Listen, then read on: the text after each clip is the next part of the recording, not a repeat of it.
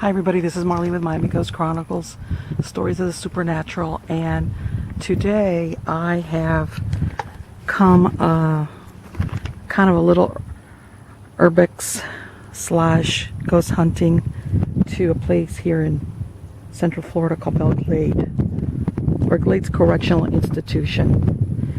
And just to give you a little bit of background on this place, it was established in 1932 as a Florida prison farm number 2. Inmates were sent from Florida prison number 1 in Rayford, which is where they had the death row at the flat top, and to grow vegetables for the state institutions. And in 1951 it was renamed Glades State Prison.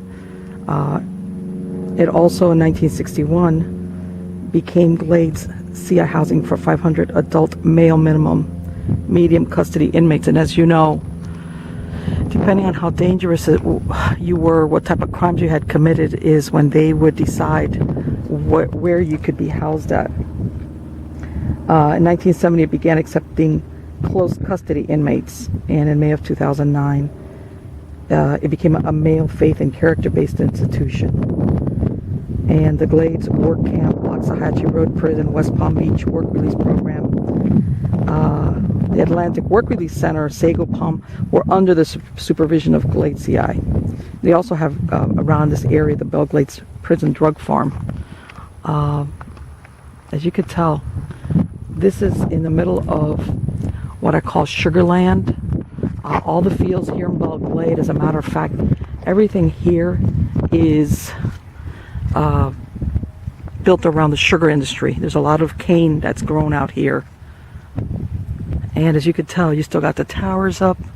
I guess this is where you would walk in if you were going to, if you're coming to visit, I guess, or for whatever reason, and walk alone. I guess you weren't allowed to walk in separately. And I don't know if you guys can see this because I know the reflection here is not that good. But yeah, everything is kind of like torn up. And yeah, what's left here is just remnants. You can tell the guard towers are out there. And buckle up and be safe. And in there is where they have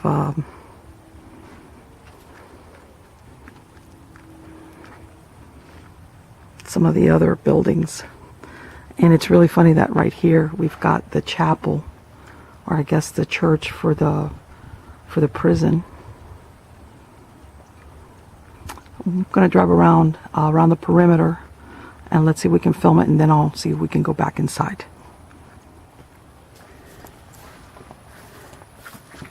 All right, guys.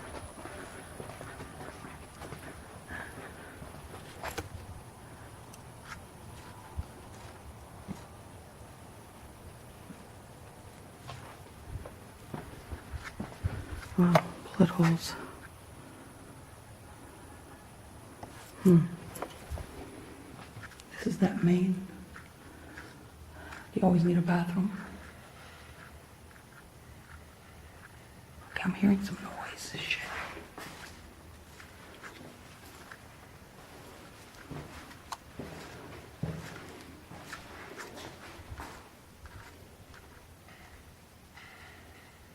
I guess that's just the wind.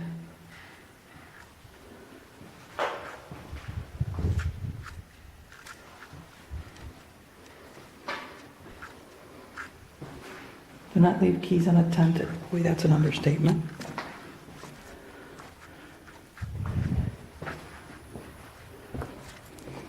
Yeah, everything around here. You had drawers.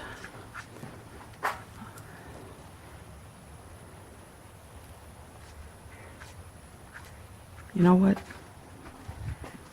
I keep hearing noises behind me, and it's not like the last one sounded like, you know, when you have shades, those PVC shades that the wind clacks them together, but now I'm hearing other noises in there. It doesn't sound like no PVC shades, I'll tell you that much.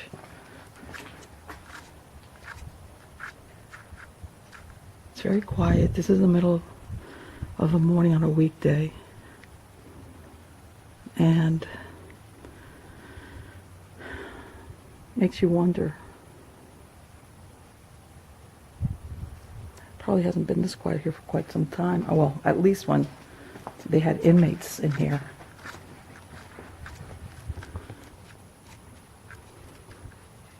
Hear that?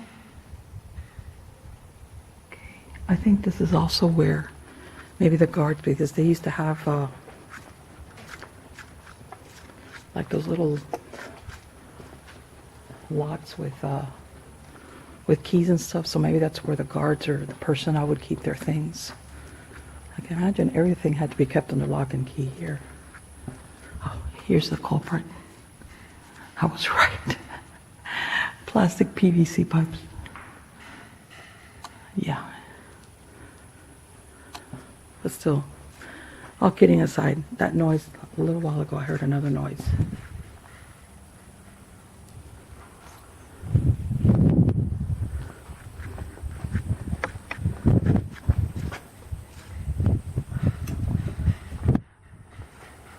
Safety first, report all accidents or injuries at once. Yeah, you hear it?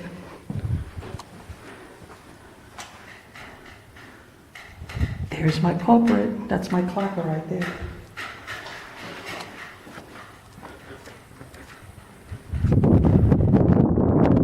Very quiet.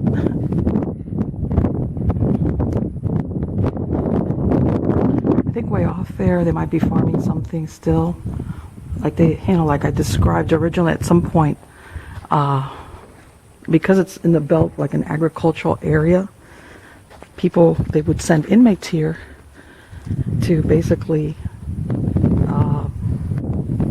make food, grow vegetables, grow things so that others could eat, let's face it. When it's the state's time, believe me, they are going to try to get there's money's worth. What?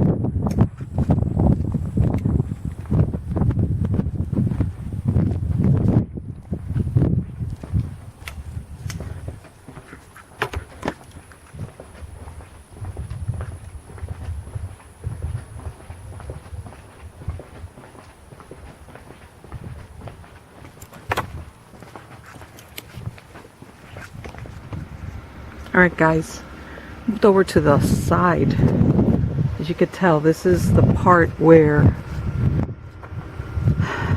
I was over there, and now I'm over here on the, I guess, the western side of it. No, I'm sorry, the eastern side of it. I guess this is where the actual prisons were. And I found this little building here right off to the side. And I'm thinking that because it's outside the perimeter of the fences, this used to probably house some type of either offices for some type of services, or in other words, stuff that you did not have to go inside the jail itself to check in. So that means you didn't have to go through security. Oh shit, what is that? That's a dead what? Looks like a dead seagull. Oh, that's lovely. Okay, men. Alright. Yeah, that's the outside, that's the front out there. You can tell the ceiling is falling. What else is new, right? Somebody's office. Left their office chair behind. Desks. You name it. It's really funny. Some of these abandoned places, it looks like, it's like all of a sudden they told everybody, you got 10 minutes to get out, run! And that's what they did, run! This is the woman's bathroom. You could tell the lighting in here. Let me see if I can get this lighting going. Hold on. It's not that good. But yeah, not surprisingly, even after the fact, women's bathroom is cleaner than the guys. No dead birds anyway. Okay, again, looks like some type of office. Yeah, there's your AC up there. You need that in Florida. Same thing here. Looks like they got some. Yeah, let's see.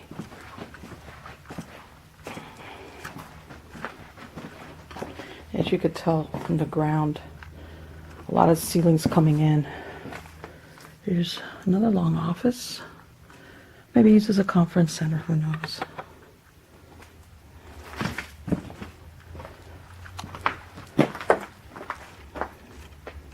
Wow, okay.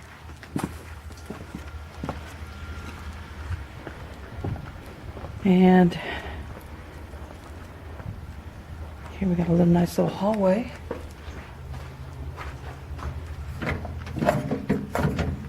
Whatever in there, it's locked. A lot of wasps' nests. As you could tell. So, I'm not kidding. This thing leads off into this prison. Sits on the edge of nowhere in the sense of all you've got beyond that is just agriculture, mostly sugarcane fields. Let me tell you something. Just like Dr. Malcolm said in the first Jurassic Park, life finds a way. Once anything goes abandoned and there's no type of upkeep, it's surprising how quick it gets taken over by vegetation. What is this? Okay, I take this back. This was the Glades Correctional Rapid Response Team. What? Munition Squad. I take that back. Baton Squad. Okay.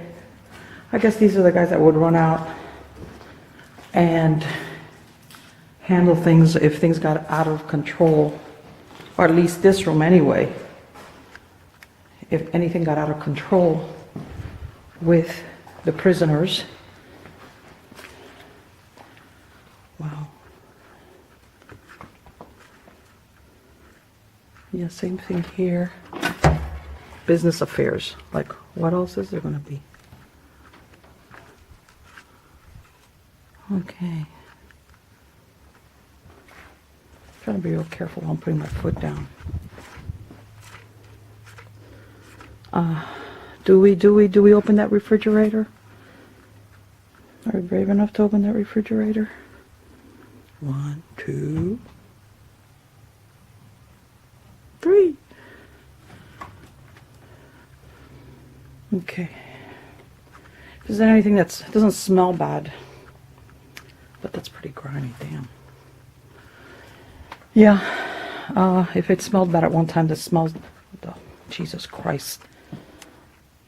I looked at that and the thing, that thing with a dead bird did a number on me. It's fantastic. I see some white stuffing or whatever that is, wow.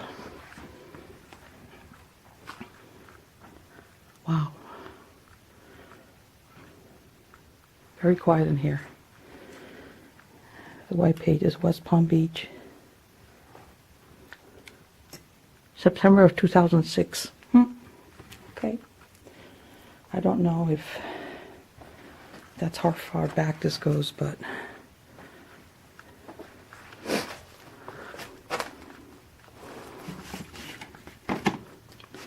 I'm telling you, they left a lot of shit behind. Yeah. Yeah. Yeah. This all dates back, to, believe it or not, to 2006. You know. So, let's see. Tires. Keep out. Which in Urbex exploration language means come on in. Oh, let's see. Sorry that my light is so poor. It's that my batteries are dying on my... And there's the damn clack of the plastic shades. I'm telling you, that'll do a number on anybody. especially if you don't know what it is. Yeah, there they've got like their little lockers. Here's another refrigerator with, what the hell is that? How do they keep that open? No, I see. Believe it or not, some wasps made a nest on what was left of that. Shouldn't we? And there's a lock in there. Wow. Okay.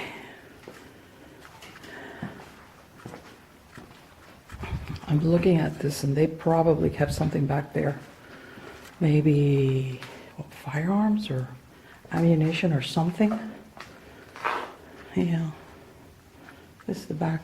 The back of this is, again, we're going back into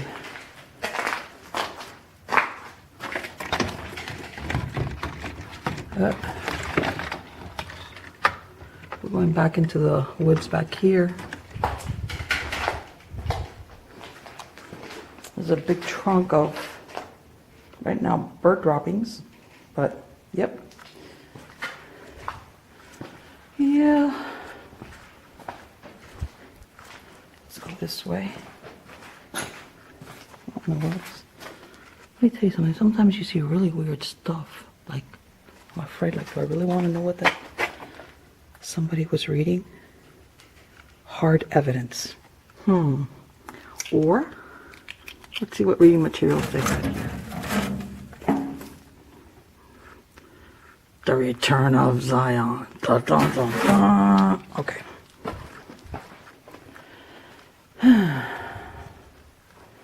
Yeah, this is, I think, where they kept their, like, their personal, yeah, this looks like the kitchen area. This is where they kept their lockers, their personal belongings, like when you came into work. And, yeah. A lot of sand and crap in here. You could tell the ceiling is like falling in big time. I mean, it doesn't look like there's rain yet coming in, but I mean, and all the electrical still looks intact, but, and I know that's that inner ceiling that's falling in, but it's only a matter of time if they don't come and do something with it, that it will just fall in. It's a shame. Yeah, there's the crawl space. I guess to go to the electrical. I think somebody was trying to get in here. It looks that way, doesn't it? Nope. You could tell the wasps must put a nest on every place they could. Gentlemen. Okay, no dead birds. That's a good thing. Oh.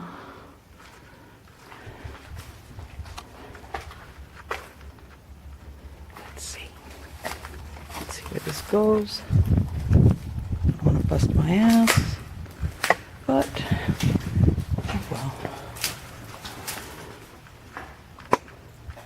This is all brick. Interesting. I'll tell you something.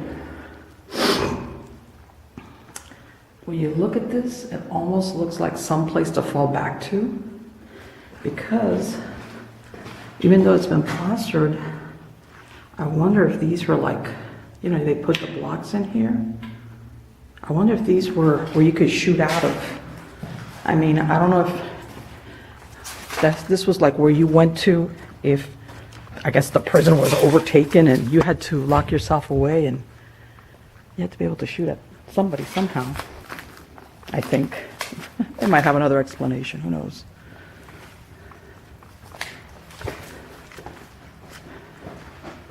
Wow.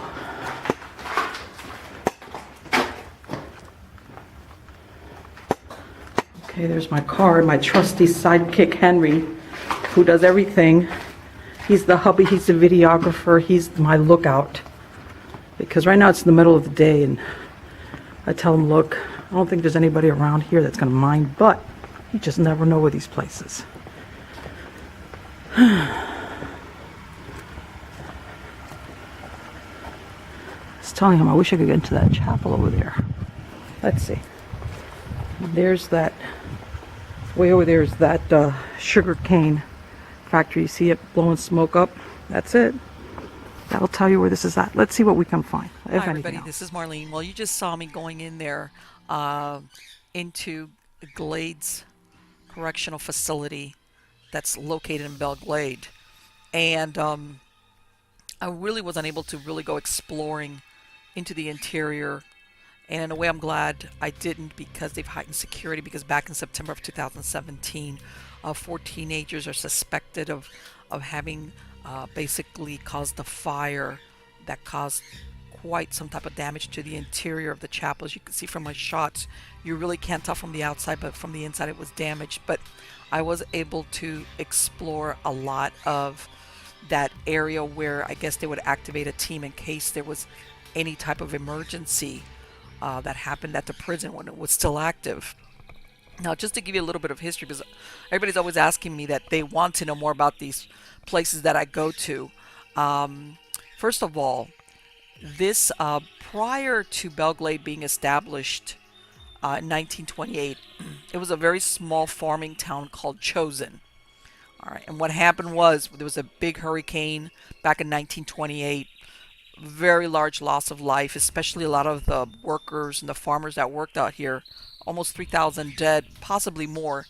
And after that event, that's when they renamed it to Belglade. Now that this actual prison was first called Florida Prison Farm Number 2, and it opened in 1932.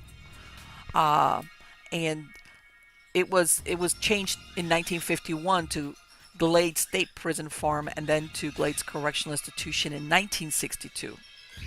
Now, by January of 1933, it was already overcrowded, as it was the overflow prison for Rayford up in northern Florida.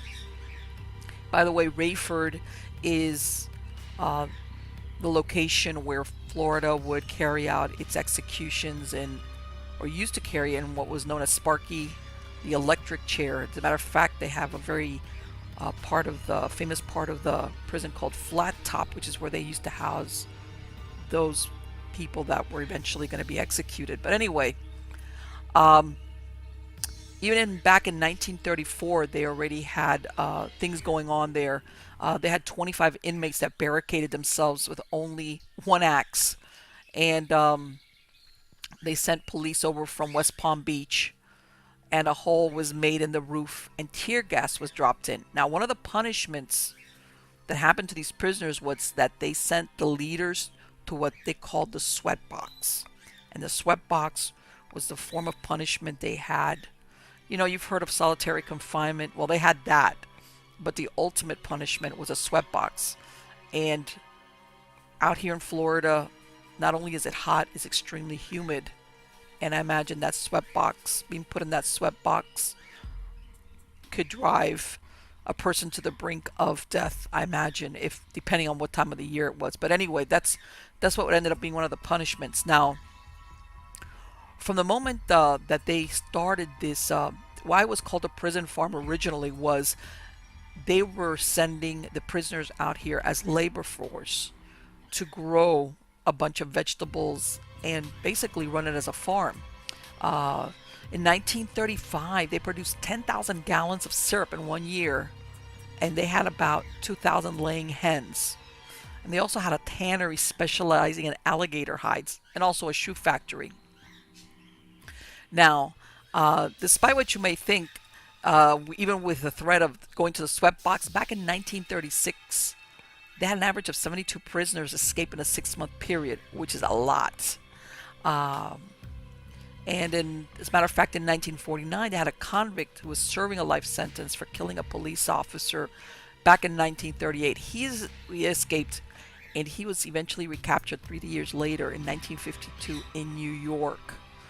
Okay, so, I mean, these grounds, I was only there maybe a little while, but I'm sure if those walls could talk, there's a lot that could be captured in evidence. Whether it's residual hauntings or active hauntings, I would not be surprised at all that under the right circumstances and given enough time, it would be a treasure trove of paranormal proof that could be captured there. Now, back in 1995, there was another event that took place. As a matter of fact, it was right on January 2nd, 1995. And Florida had its largest prison break in 15 years. They had 6 inmates who escaped from Glades Correctional via a tunnel they had dug beneath the chapel, which was under construction at the time. The tunnel was 8 feet deep, 2 feet wide, and 25 yards long. Now, a correctional officer noticed some of the inmates as they were making their getaway and fired 2 gunshots. However, it wasn't meant to hit any of them. Nobody was hit. Now, one inmate by the name of Felix Carbonell, he was apprehended almost immediately outside the prison fence. And the remaining escapees were Hector Rivas, age 32, Juan Fleitas, age 30, Jesus Martinez, age 47, Florencio Alvarez, age 39, and Armando Junco, age 62. Now, these were all very, very serious offenders.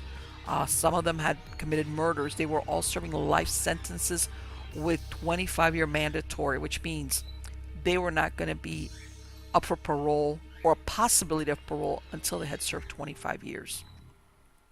Now, after they had all gotten away, police got a tip from 2 homeless men living in Miami. They approached the Florida Highway Patrol station, and their information led to the capture of Alvarez and the death of Junco, who was shot by a Miami police officer during the recapture. And if you think that it was just being good citizens, not really. There was a $10,000 reward for each prisoner, and those 2 guys got $20,000, $10,000 for each of the 2 men that were captured. Now, Rivas was caught next 10 days after the escape by a patrol officer who spotted him walking in Little Havana, and Martinez was caught the next day, also in Little Havana, when he made the mistake of walking in front of a patrol car, and of course was recognized. Now, Fleitas is the one that was on the loose until August 3rd, when Mexican police alleged that he shot a lady by the name of Dania Leva Fleitas, no relation to each other, during a bungled robbery. Now, as you could tell, these guys are criminals. Wherever they land, a lot of them, as a matter of fact, had come over in the Mariel boat lift, and they were already criminals there. They kept on in criminal activities here, and Fleitas, who ended up in Mexico, here he gets involved in another robbery. And he was there, and he was working as a waiter busboy at a mall seafood restaurant in the Mexican city of Merida. Now, subsequent to the shooting, his picture was in the Merida newspapers, and a tipster thought he looked a lot like the fugitive Fleitas featured on America's Most Wanted. Now, this tipster called the FBI, fingerprints were exchanged with Mexico, and of course they matched. However, Fleitas is still in Mexico awaiting extradition back to Florida. Why? Because depending on what type of, even though he hadn't received a death sentence, I know that sometimes certain countries will extradite, but not if the person faces the death penalty, which I'm not sure what the case is or why they would not have sent him back immediately to the United States, considering that he was a convicted criminal. As a matter of fact, the reason why Fleitas, he was a Cuban, and he had come over on the Marriott boat lift and immediately began breaking into houses. And on Halloween night in 1985, him and a friend tried to burglarize a West Hialeah home that they had scouted out while they were doing odd jobs in the area. But then 21-year-old Miguel Perez came home unexpectedly, and Fleitas panicked and shot him 3 times in the face with a .45 caliber machine gun. So when I say that these were very serious criminals, I wasn't kidding. And unfortunately, that's who ends up sometimes, once they get out, they go right back to what they were doing. Now, due to this, eventually there were plans looked at to privatize. They made upgrades to the security in the prison. Uh, they considered privatizing the prison. And bottom line, in 2011, they shut the prison down, which is, of course, how you see it. It's all empty. And it left about 300 people in the area jobless. There was a lot of people there in Belglade that worked there in some capacity at the prison. Now, in 2014, the vacant facility and the surrounding property was purchased by a private local group, which included the prior mayor of Belglade. And they had even considered giving the property for free to the Atlanta Braves as a training facility. However, I don't think that came to fruition, as you could tell. And like I said, on August 2017, the church on the property was severely damaged due to fire. And surveillance on the property captured 3 males and 2 females running from the property at the time of the fire, which, by the way, I took a good look at those pictures of the surveillance, and they have a pretty good idea of who they are. I really don't know what became, if they've ever been captured or not. Now, Belglade in and of itself, like I said, it's always been like a farming community. It's had its own problems with crime. One of the things which I thought was really interesting is that the original town of Chosen was built on what they call Indian mounds. Okay, the Native Americans that used to live in this area were mound builders, and a lot of these mounds, not all of them, but some of them, was what they would use for burial. This is where they would bury their dead. There were some others that would bury them in Lake Okeechobee, which is very close by. As a matter of fact, I've done another show on all the amount of skeletal remains lots that were found in at one time in Lake Okeechobee. And as a matter of fact, if you want the location, these Indian mounds are just south of Lake Okeechobee, on the north shore of Canal Street at the Torrey Island Bridge. All right, now, well, here we have this prison going on. Just to give you an example, and this was just a few. May of 1929, the body of Charles Pirtle was found floating in a canal, and it turned out he had been drinking, fell into the canal, and drowned.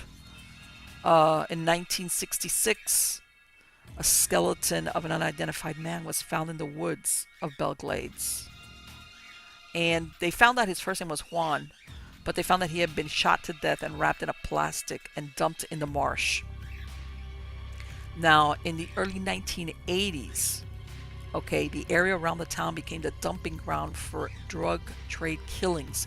In 1982, 3 bodies were found, 2 men and 1 woman. They were thought to be from the Mariel boat lift because they had, based on the type of tattoos that they had on their body, they had all been shot execution style, and they were unidentified, eventually buried as John and Jane Does. Like I said, and because they had come from Cuba, it was very difficult to verify their identity. So as you could tell, and I mean, this was just a few of the stories that I came across while I was doing this. There was a lot of just either mysterious deaths or crime committed among just the people that lived in the area. And now we're going to get into the good part, which is the ghost stories. And there's quite a few. I'm going to go into not only the ones in Belglade, but there's a lot of farming communities that surround Lake Okeechobee, and they're very similar to Belglade. A lot of the industries are based on agricultural and the sugar cane or the sugar industry. First one, by the way, these are true stories that people have gone ahead and talked about. The first one is out of Belglade, and the story is that the 2nd Street Bridge over the canal is haunted. Now, a number of years ago, these kids were daring each other to balance walk along the handlebar part of the bridge. One of them fell in. It's not a big fall, but this kid, he hit his head on a sharp rock and he died right there on the spot. The person writing the story says that he has seen this kid balancing on the handlebar not once but twice. And he says that he knows that there's other people who have also seen him. And he said both times that I saw him, he disappeared right after I noticed him. Okay. Next one, we're going to a ghost out of Pahokee. All right. This person writes, my great aunt Clara rented a house near the ice house in Pahokee. My mother told me that when she visited the house as a child, the doors would open and close by themselves. Window shutters did the same. It was said that a woman was murdered in that house, and in the living room there was a red stain on the floor that wouldn't wash out. If anybody knows where this house is, I would love for them to get in touch with me. We're going to move now on to the town of Clewiston. They're saying that on Lake Okeechobee has a ghost that can be seen by Highway 80, just south of Clewiston. And there's this long earth dam. You go up on it and look out over the lake and just stare at it. And if you're in luck, the ghost of a man who was robbed and murdered and dragged into the lake after his car had broken down will appear in front of you. After he appears, he will disappear just as fast. He just flashes out in front of your eyes. Now, it could be that ghost, but I'll let you know, in that hurricane in 1928, just that one alone, there was thousands of people that got killed there along the lake shore, and a lot of their bodies were never recovered because they were just blown out into the lake and into the Everglades. So who knows whose ghost it is, or that most definitely there's just more than one ghost. Now the next story comes from Port LaBelle. And the story goes, one day after a night of partying with my friends, I was driving to my home in Port LaBelle when I saw out of the corner of my eye a blinking light coming out of a nearby house. I stopped to check it out on the side of the road when I realized that there was a for sale sign in the yard. I looked through the windows and no one was there. The house was empty. The next day, I went over with a couple of my other friends, and we called up the phone number on the sign and spoke to the real estate agent. And he said that the previous family of two was found dead in the attic of the house. Okay. Next few stories are from Immokalee. This one starts, I was around 10 years old. My dad and mom bought a brand new home on Immokalee Drive. The area was a heavy wooded area. Of course, they cleared the area for these homes that were being built. We finally got the house, and right away we were hearing voices and finding these weird toys in the yard when we would play outside. My brother was the one being attacked the most. We would have a cousin stay over, and one night they woke up in the middle of the night because they were hearing whispers, and they looked and saw an old lady. They said she looked like a Native American lady blessing them. They couldn't move, and they couldn't sleep for the rest of the night. There's too many things that have happened. There was a lot of people saying that the wooded area was an old Indian burial ground. Others say that they had found a lot of bodies. We really don't know if both of these things are true, but I think they are. Second story. There's a scary story about a creepy looking road at Immokalee, Florida called Pepper Road. Immokalee residents and former residents say that you can see the spirit of a little girl at the end of the road, which leads to Pepper Road Ranch. Witnesses say that if you park your vehicle at the end of the road during nighttime and turn off your car for 5 to 10 minutes, then turn it back on. You will see the little girl in front of your car. I used to live near the Immokalee Inn in Terra Park. I lived in a mobile home. I was about 8 years old when I moved there. I had a strange feeling when we moved there, and it always kept bugging me for some reason. One day I was sleeping next to my parents because my uncle was staying in my room. All of a sudden I heard footsteps coming from the kitchen. I saw this little figure like a little kid. It wasn't my imagination at all. I really couldn't see the face, only a white little figure. It stopped at the room where my uncle was staying in.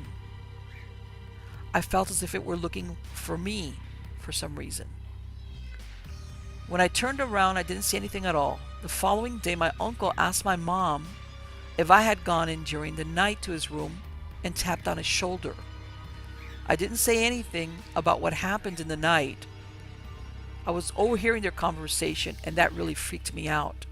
Finally, my uncle left back to Mexico, so I had the room all to myself again. I forgot about what happened, but strange things kept happening during the night. I saw black shadows. They looked like they were looking at me.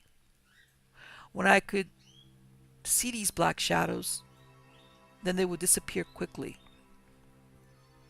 And I would always see these shadows anywhere I went throughout the mobile home. I even saw this black shadow at my school. I felt it kept watching over me. It was a creepy feeling. It lasted through 5th grade. I didn't investigate more because I thought nobody would believe me. Later on, I found out that a little boy died while his babysitter was babysitting him over in the area where the mobile home we lived at was at. I remembered now that little white figure I saw. I first thought it might have been an angel, but now I think it's that little boy. Well, it stopped when we moved out to another house, and I will never forget those experiences. Next story. It was about 1988. I was 12 years old, and we lived in a mobile home about a block away from Immokalee Middle School. One night I woke up around 3 a.m. and heard heavy footsteps coming towards me into the living room where I had fallen asleep. Everyone was asleep and no one else could hear it but me. As it came close enough to touch me, it just laughed deeply, like somebody that was evil or wanted to play a joke on me, but deeper, meaner. So I just covered my face with a cover until it faded away, but I was fully awake. There's a large house and a smaller house and a fenced-in yard right across the street from the Immokalee Inn on the right side. The large house is used as a church, or it was when I lived in Immokalee. In the rear of the property is a 2-story building. It's rented out as 2 separate apartments. My family rented the upstairs apartment for a while years ago, which is where I encountered the apparition of what appeared to be a young teenaged boy. When I moved in, I had a dog, and I kept her inside most of the time, but the landlord said I could only keep her if she stayed outside. I could build her a dog house, and there was a lot of big trees on the property, some of them fruit trees, and this is where I chose to put my dog so I could see her out the window. But from the minute I moved her out there, she would start to bark and bark, and I tried everything I thought of as to what was making her bark, from fruit falling off the tree to birds. But she wouldn't stop as long as she was under the tree, and she would growl viciously like she saw something. I even went out there and looked up, and I still didn't see anything. She kept doing it. So I finally moved her behind the house, and she seemed to settle down. And that's when whatever was out there came into the house and started bothering me. First, it was a smoke detector going off, but it would only beep for a few seconds. I changed the batteries and everything was fine, but then it would happen again. I felt like I was being watched. I decided to paint the kitchen. I had climbed up in front of the sink to reach the top of the wall. My stepladder was too short, so I was on the counter. I slipped and lost my balance. I was about to fall. I felt a hand square in the middle of my back, which of course scared me enough about killing myself. So I got down off the sink, and there was no one in the house but me. I searched everywhere and found no one. When my husband got home, I told him what happened. I didn't know whether to be thankful or just more frightened. I told my husband what had happened, and he kind of thought I was going crazy because the other night, while recording some music for his band to practice, he felt a hand shove him. He stopped recording and turned on the TV. He said, laughing, that the ghost probably didn't like his music. Well, from time to time, whatever it is bothers the dog and messes with the smoke detector. But it didn't touch me again. But one night, I had to work night shift, and I got ready, and I couldn't get my door to open. I tried everything. Finally, my friend and co-worker had to come and take the pins out of the door so I could get out. We joked how the ghost didn't want me to leave. It never happened again. Then one night I went to bed. My husband had fallen asleep, but I'd been reading. I was dozing off, and out of the corner of my eye, I saw a bright streak of light. It went up into my lamp on my dresser. I did not move. I pretended to toss around a little and put my arm over my face, but just enough so I could still peek. The light, an orb this time, came slowly out from under the lampshade and floated next to the bed. I was so happy that I slept on the back and stretched out. And then I woke up slowly and saw this young boy, and he was just standing there looking at me and my husband like he was curious about us. I'm not sure what startled him, but he squished back up into a ball of bright light and streaked off up under the lamp again, at which point I sat up in bed and said, "What the hell?" And the streak of light darted out from the lamp, went out the doorway.